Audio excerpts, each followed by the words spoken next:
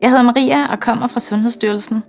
Lige nu er der rigtig mange danskere, der har spørgsmål omkring, hvordan man skal forholde sig til coronavirus. Og nogle af de mest stillede spørgsmål vil jeg gerne svare på nu. Hvordan beskytter jeg bedst mit barn nu, hvor skoler og daginstitutioner er lukket? Jamen, du beskytter bedst dit barn ved at følge vores generelle råd omkring at forebygge smitte. Det gælder for eksempel det her med at vaske hænder. Så sørg for, at dit barn tit og grundigt får vasket hænder, for eksempel lige inden, at man skal spise. Og så er det også rigtig godt, at barnet kommer ud og får noget frisk luft, så man ikke kun sidder indenfor. Må man gerne have gæster på besøg? Altså som udgangspunkt, så hvis du er rask, og du ikke har symptomer på sygdom, og dine gæster også er raske, så må du gerne få besøg. Men du skal begrænse antallet, og også hvor ofte du får besøg. Og når dine gæster så kommer, så skal du ikke kramme eller kindkysse, men finde på en anden måde at hilse på.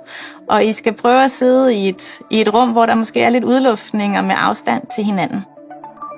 Må jeg besøge min gamle mor på plejehjemmet? Lige nu der råder vi til, at man som pårørende ikke besøger sin familie på plejehjem. De er særligt sårbare i forhold til at udvikle alvorlig sygdom i forbindelse med coronavirus. Men hvis du ikke kan undgå besøg, så har vi nogle råd til dig i forhold til at korte besøget ned. Husk at vaske hænder og spritte af, inden du går ind, og ikke opholde jer i fællesrummet på plejehjemmet. Må mine børn lege med deres venner? Ja, altså hvis dit barn er rask og ikke har symptomer på coronavirus, og vennerne heller ikke har symptomer, så må de gerne lege sammen. Men begræns antallet af venner, der leger sammen, og send dem gerne udenfor, hvis det er muligt i den friske luft. Og hvis de er indenfor, jamen så luk lige vinduerne op og luft lidt ud en gang imellem. Må bedsteforældre passe børn?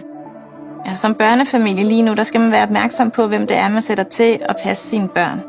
Man skal tage hensyn til bedsteforældre, som er ældre eller som er kronisk syge. De skal ikke passe deres børnebørn lige nu.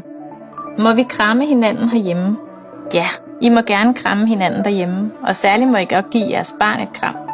Men hvis nogen af jer har symptomer på sygdom eller er syge, så lad være med at kramme hinanden.